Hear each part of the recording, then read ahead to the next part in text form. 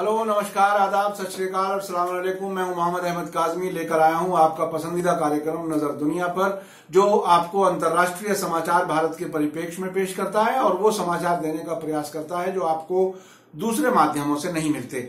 आज का कार्यक्रम विशेष है।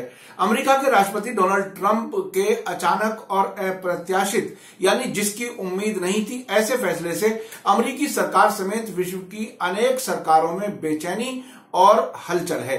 ट्रंप ने अमेरिका की लंबे समय से जारी विदेश और रक्षा नीतियों को दरकिनार करते हुए सीरिया और अफगानिस्तान से अपनी सेना वापस बुलाने की पिछले बुधवार को घोषणा कर दी। इससे पहले ना उन्होंने अफगानिस्तान सरकार या नाटो के यूरोपियन देशों को कोई सूचना दी, बल्कि अपने रक्षा मंत्री जेम्स मैटिस और अमेरिकी सैनिक अलायंस के प्रमुख ब्रेट मैकगुर्क की भी एक भी नहीं सुनी। रक्षा मंत्रालय, जिसे अमेरिका में पेंटागन कहा जाता है, उसकी भी कोई बात नहीं सुनी डोनाल्ड ट्रंप ने। आज के इस कार्यक्रम में डोनाल्ड ट्रंप की इस अचानक घोषणा से अमेरिकी सरकार में और विदेशों में मची हलचल के बारे में आपको बताना है। जब किसी देश के राष्ट्रपति या प्रधानमंत्री अपनी ही सरकार के जिम्मेदारों की अनसुनी कर देते हैं तो कितनी शर्मिंदगी से गुजरना पड़ता है। ट्रंप के इस फैसले से भी ऐसी ही असहज स्थिति बन रही है। भारत की वर्तमान सरकार ने भी अपने मंत्रियों को विश्वास में लिए बिना जो कदम उठाए थे, उसका नतीजा अब तक पूरा देश भुगत रहा है। डोनाल्ड ट्रंप ने सीरिया और अफगानिस्तान से सेना वापस बुलाने की घोषणा के बाद वहां के रक्षा मंत्री जिम मैटिस ने यह कहते हुए त्यागपत्र दे दिया कि क्योंकि आपको अधिकार है कि ऐसे रक्षा मंत्री को चुन लें जो इन विषयों पर और अन्य मुद्दों पर आपकी सोच से बेहतर सहमति रखता हो। मुझे लगता है कि मैं त्यागपत्र दे दूं, यही सही है। मैटिस को ट्रंप का बहुत महत्वपूर्ण साथी समझा जाता था। न्यूयॉर्क टाइम्स की रिपोर्ट के अनुसार जिम मैटिस पिछले थर्सडे को ट्रंप से मिलने व्हाइट हाउस गए, उनकी घोषणा के बाद, जो उन्होंने ट्वीट पर की थी। उनकी जेब में त्यागपत्र तैयार था, यह न्यूयॉर्क टाइम्स कह रहा है। आखिरी कोशिश के तौर पर मैटिस ने ट्रंप को समझाने का प्रयास किया कि वे सीरिया के बारे में अपने फैसले को बदल दें, लेकिन वो तैयार नहीं हुए। रक्षा मंत्री के त्यागपत्र के तुरंत बाद सीरिया में कथित रूप से आईएसआईएस, या जिसे दाइश भी कहा जाता है, के खिलाफ युद्ध में शामिल मित्र देशों के साथ तालमेल करने के लिए राष्ट्रपति के विशेष दूत ब्रेट मैकगुर्क ने भी इस्तीफा दे दिया। उन्होंने कहा कि वो राष्ट्रपति के सीरिया से सेना वापस बुलाने के आदेश का पालन नहीं कर सकते, यानी उसको इंप्लीमेंट नहीं कर सकते। मैकगुर्क को फरवरी में रिटायर होना था। जो इस्तीफा उन्होंने ईमेल से भेजा है, उन्होंने कहा है कि ट्रंप ने अपने कमांडरों और क्षेत्र में मित्र देशों की बात नहीं सुनी और सीरिया से अपनी 2000 सेना वापस बुलाने की घोषणा कर दी। न्यूयॉर्क टाइम्स की रिपोर्ट के अनुसार पेंटागन सीरिया में सेना के छोटे ग्रुप बनाकर दाइश के खिलाफ युद्ध जारी रखने पर विचार कर रहा है। पेंटागन और सीरिया और अफगानिस्तान में अमेरिकी कमांडरों के बीच ट्रंप के निर्देशों पर जारी रस्साकशी जारी है। ऐसी रिपोर्ट आई है कि जो फील्ड में जो कमांडर हैं अमेरिका के इन दोनों देशों में, वो भी बार बार पेंटागन को कहते रहे हैं कि ये सेना वापसी का बुलाने का सही टाइम नहीं है और ये फैसला सही नहीं है। अफगानिस्तान में अमेरिका की 14,000 सेना है। ट्रंप ने वहां से अपने सैनिक कम करके 7,000 सैनिकों को वापस बुलाने की बात कही है। डोनाल्ड ट्रंप ने सेना वापसी की घोषणा से पहले ना तो अफगानिस्तान के राष्ट्रपति अशरफ गनी की सरकार या नाटो सदस्य देशों की सरकारों से कोई विचार विमर्श किया। नाटो की स्पोक्सवुमेन ओआना लोंगसियो ने न्यूयॉर्क टाइम्स से कहा कि मीडिया रिपोर्ट से उन्हें अमेरिका के फैसले की सूचना मिली है। ये बहुत ही असहज बात होती है जब मित्र देशों को ऐसे फैसले की बात सुने जो उनका डायरेक्ट रिलेशन होता है, तो उनको बहुत ही तकलीफ होती है और वो मेंटली, जहनी तौर पर तैयार नहीं होते। यूरोपियन जो स्पोक्सवुमेन है, उन्होंने कहा कि हमें ये मीडिया से पता चला है कि डोनाल्ड ट्रंप ने सेना वापस बुलाने का फैसला कर लिया है। विदेशी मामलों के यूरोपियन काउंसिल की सह अध्यक्ष कार्ल बिल्ट ने कहा है कि यूरोप में सुबह से ही अलार्म बजनी शुरू हो गई है जब से ट्रंप ने सीरिया से 2000 और अफगानिस्तान से 14,000 सैनिक वापस बुलाने की घोषणा की है।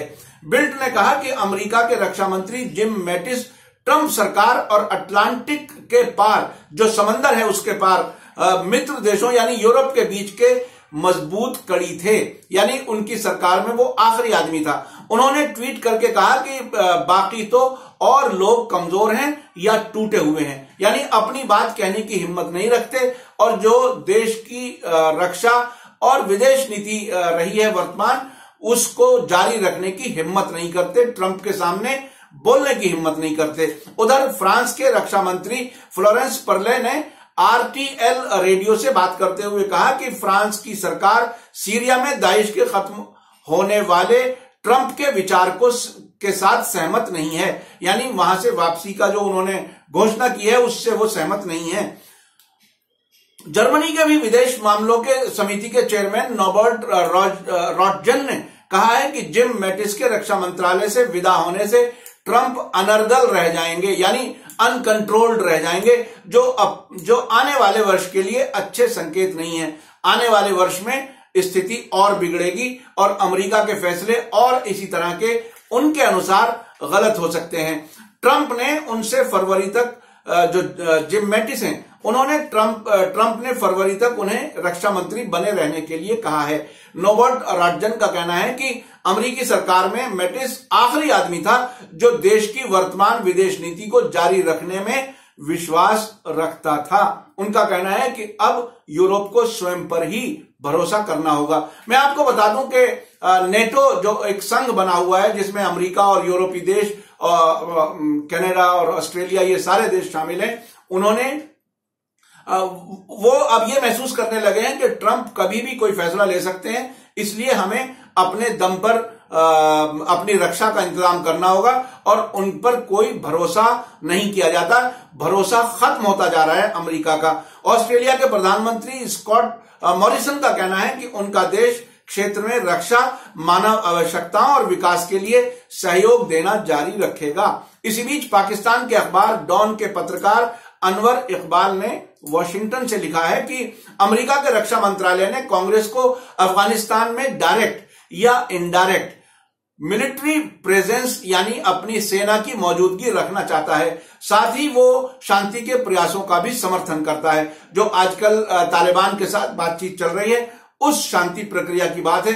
अब तक कतर की राजधानी दोहा और मॉस्को में तालिबान के साथ बातचीत हुई है और उसको भी वो एक तरह से समर्थन करता है। इसी सप्ताह रक्षा मंत्रालय के जो अमेरिका का रक्षा मंत्रालय है उसके द्वारा दी गई रिपोर्ट डोनाल्ड ट्रंप के निर्देशों के बिल्कुल अलग है।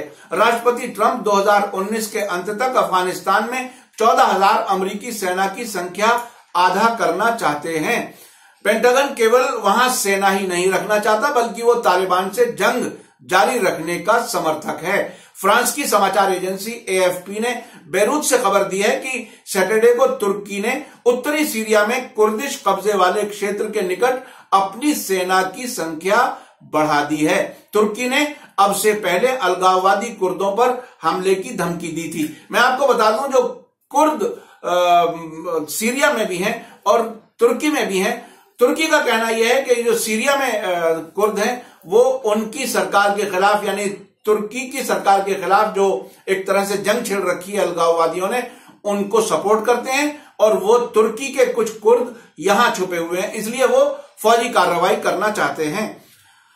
अमेरिका ने सीरिया में कुर्द नेतृत्व वाले सीरियन डेमोक्रेटिक फोर्सेस की कथित रूप से दाइश विरोधी जंग में सहायता दी थी। ये कथित मैं इसलिए कह रहा हूं कि सीरिया की सरकार का कहना है कि अमेरिका दाइश को मदद करता रहा है और सीरियन नागरिकों पर हमले करता रहा है ताकि बशर अल असद सरकार को बदनाम किया जा सके।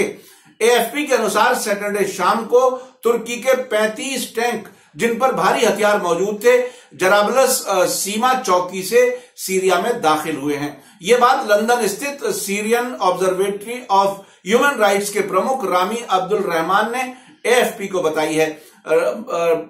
तुर्की का आरोप है कि कुर्द गुट जो वाईपीजी जिसे कहा जाता है गैर कानूनी कुर्दिस्तान वर्कर्स पार्टी पीकेके जो तुर्की में उनका विरोध कर रहे हैं का ही हिस्सा है जिसने तुर्की में सरकार विरोधी सरगर्मी 1984 से जारी रखी हुई है। तुर्की के राष्ट्रपति रजब तैयब अर्दोगान ने फ्राइडे को अपनी सीमा से वाईपीजी और दाइश दोनों को समाप्त करने की बात कही थी। उन्होंने घोषणा की थी कि हम ये काम करेंगे। उधर सीएनएन ने सोमवार को खबर दी है कि 14 दिसंबर को डोनाल्ड ट्रंप ने तुर्की के राष्ट्रपति एर्दोगान से फोन पर कह दिया था कि हमारा सीरिया में काम खत्म हो गया है, अब ये सब आपका है। यानी ये सारी जिम्मेदारी जो है वो तुर्की के सर उन्होंने डाल दी और उन्होंने कहा हमारा काम पूरा हो गया, दाइश को हमने खत्म कर दिया, ऐसा उन्होंने दावा किया है। इस रिपोर्ट का कहना है कि एर्दोगान ने ट्रंप को सीरिया से सेना वापस बुलाने को ये कहते हुए समझाया था कि अमेरिकी सेना ने इराक और सीरिया में क्या क्या गलतियां की हैं। एर्दोगान ने कहा था कि दाइश लगभग पूरी तरह से समाप्त कर दिया गया है। इस पर ट्रंप ने एर्दोगान से आश्वासन लिया कि वो दाइश के खिलाफ युद्ध जारी रखेंगे। एर्दोगान ने ट्रंप को आश्वासन दिया कि वो आईएसआईएस यानी दाइश को पूरी तरह से खत्म कर देंगे।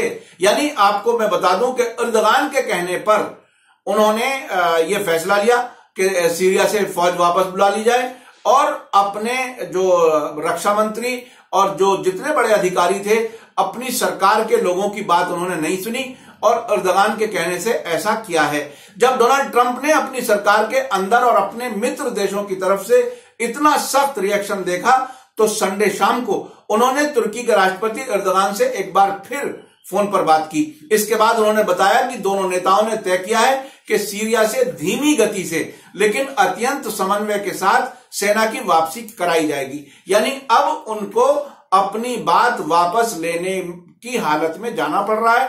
अब वो कह रहे हैं धीमी गति से लेकिन पूरी तरह से कोऑर्डिनेटेड तरीके से सेना वापस बुलाई जाएगी। अब ये तुरंत बुलाने वाली बात खत्म हो गई और 4-5 दिन के अंदर ही ऐसा सिनेरियो बदला कि ट्रंप खुद नहीं समझ पाए कि मैंने ऐसा क्यों किया और अब वो अपनी बात वापस लेने के लिए मजबूर होते जा रहे हैं। उसका उन्हें एम्बेरसमेंट से गुजरना पड़ रहा है। ट्रंप ने अपने ट्वीट में कहा कि एर्दोगान ऐसे नेता हैं। अब उन्होंने तारीफ की है, ये बिल्कुल उसी तरह से तारीफ है जैसे मोहम्मद बिन सलमान की सऊदी अरब के जो क्राउन प्रिंस हैं जमाल खाशोगी की हत्या के बाद भी तारीफ की थी। अब ये एर्दोगान को ये बता रहे हैं कि ये ऐसे नेता हैं जो कहते हैं वो करते हैं। वो आईएस को पूरी तरह से खत्म करने का आश्वासन दे रहे हैं। यानी दाइश को खत्म करने का एर्दोगान का जो आश्वासन है उस पर ट्रंप भरोसा करने के लिए तैयार हैं। और एक बात और ये भी है कि सीरिया के निकट पड़ोसी है। सीरिया जो है ये तुर्की सीरिया का फौरी इमीडिएट नेबर है, पड़ोसी है। ये बात भी उनके एक तरह से हक में जाती है और इस बात पर भी भरोसा कर रहे हैं ट्रंप कि ये पड़ोसी देश है, ये बेहतर तरीके से कार्रवाई कर सकता है। तो अब ये क्या ये कुछ देश जो कहते हैं कि आप हजारों किलोमीटर से दूर आकर के यहां क्या करते हैं, आपको अपने घर वापस जाना चाहिए। शायद अगर ट्रंप ने अपनी सेना वापस बुलाई तो शायद इस क्षेत्र में कुछ शांति होगी, लेकिन अमेरिकी सरकार में इस पर बहुत बेचैनी है। एर्दोगान ने भी इस पर जो बात हुई है संडे में उस पर ट्वीट करके कहा है कि दोनों नेताओं ने कई महत्वपूर्ण विषयों पर विचार विमर्श किया है और दोनों देशों के बीच व्यापार बढ़ाने पर भी सहमति बनी है। बात फिर वहीं घूम करके आती है कि व्यापार होगा, कारोबार होगा तो ट्रंप साहब उन देशों के साथ, उन सरकारों के साथ खुश रहेंगे ताकि उनको डॉलर की कमाई और दूसरे देशों से पैसा उनको आता हुआ नजर आए, तो उसके लिए वो कुछ भी कंप्रोमाइज करने के लिए तैयार हैं। जैसे जमाल खाशोगी की हत्या के बाद भी उन्होंने कहा था कि $450 मिलियन का जो सौदा है सऊदी अरब के साथ, हम उसे नहीं छोड़ सकते। वो जो कुछ हुआ वो तुर्की में हुआ और जो जमाल खाशोगी हमारा नागरिक नहीं था, इस हद तक भी उन्होंने कहा था। ज्ञात रहे कि 11 सितंबर 2001 को अमेरिका में हुए आतंकी हमलों के पश्चात अमेरिका ने अफगानिस्तान में तालिबान की सरकार को गिराकर वहां एक तरह से कब्जा कर लिया था और अपनी पसंद की सरकार बनवाई थी जिसे नॉर्दर्न अलायंस कहते हैं। जो अब तक सरकारें बनती आई हैं वो अमेरिका की मर्जी से बाहर नहीं है और वही सरकारें बनती हैं जिसको अमेरिका वहां चाहता है। अब अमेरिका ही तालिबान के साथ शांति वार्ता के लिए प्रयास कर रहा है। ये बहुत दिलचस्प है। ये ऐसा विश्व सर्कल है कि इसमें एक बार आतंकवाद को बढ़ाओ, दूसरी बार उसको मारो, तीसरी बार उसको फिर सरकार में ले आओ और ये बार बार आपका सब कुछ ये चलता रहे, हथियार बिकते रहे, दूसरे देश तबाह होते रहे उस पर उन्हें कोई परेशानी नहीं है। अब अमेरिका ही तालिबान के साथ शांति वार्ता के लिए प्रयास कर रहा है। उनका जो एक स्पेशल एनवॉय है वो बार बार इन देशों में जा रहा है, Kabul, Islamabad, Qatar, Moscow, Washington, इनके बीच में वो 2-3 चक्कर लगाए जा चुके हैं, लेकिन अभी बातचीत में कोई बड़ा नतीजा सामने नहीं आया है। वहां अब भी आतंकी घटनाएं एक तरह से बढ़ी हैं। अफगानिस्तान में 2001 से अब तक अमेरिका वहां मौजूद है, लेकिन आतंकी घटनाएं हर दिन सुनने में आती हैं, कभी काबुल में, कभी दूसरे शहरों में। जो पिछले दिनों कई हमले हुए हैं वो आप अच्छी तरह जानते हैं। इधर सीरिया में 2011 से जारी संघर्ष में अमेरिका की सेना उत्तरी सीरिया में बिना दमिश्क सरकार के आमंत्रण के यूनाइटेड नेशंस की स्वीकृति के वहां मौजूद है। उसका दावा है कि वो ISIS यानी दाइश के खिलाफ युद्ध लड़ रहा है, जबकि दमिश्क सरकार का आरोप है कि वो उन्हें सपोर्ट करता रहा है और सरकार के खिलाफ कुर्दों को भी सहायता करता रहा है। अंत में मैं एक आपको घोषणा करने वाला हूं। ये जो सब डेवलपमेंट हो रहे हैं, जो अमेरिका के राष्ट्रपति डोनाल्ड ट्रंप ने सीरिया और अफगानिस्तान से अमेरिकी सेना वापस बुलाने की घोषणा की है, इस विषय पर अंतर्राष्ट्रीय मामलों के विशेषज्ञ पत्रकार सईद नकवी का इंटरव्यू कल आप देखें, मंगलवार को। नकवी साहब ने 110 देशों से दुनिया की रिपोर्टिंग की है। देश में अंतर्राष्ट्रीय मामलों का जानकार उनके मुकाबले में शायद ही कोई हो। मैं शायद ही इसलिए कह रहा हूं कि हो सकता है कोई उनसे और भी कुछ जानकार हो, लेकिन मेरी नॉलेज में, मेरी जानकारी में सईद नकवी साहब एक लंबे अरसे से लगभग 60 साल से वो पत्रकारिता कर रहे हैं और इन्होंने बहुत बड़े काम किए हैं और बहुत से देशों की इन्होंने जंगें भी कवर की हैं। बहुत से देशों के राष्ट्रपतियों, विदेश मंत्रियों की भी उन्होंने एक तरह से रिपोर्टिंग की है, इंटरव्यू किए हैं। तो उनका आप ये इंटरव्यू सुनिए। ये मैंने 60 साल शायद गलती से कहा है, लगभग 40-45 साल वो पत्रकारिता में हैं। अब मैं इसी के साथ लेता हूं आपसे इजाजत। धन्यवाद, शुक्रिया, जय भारत, जय हिंद।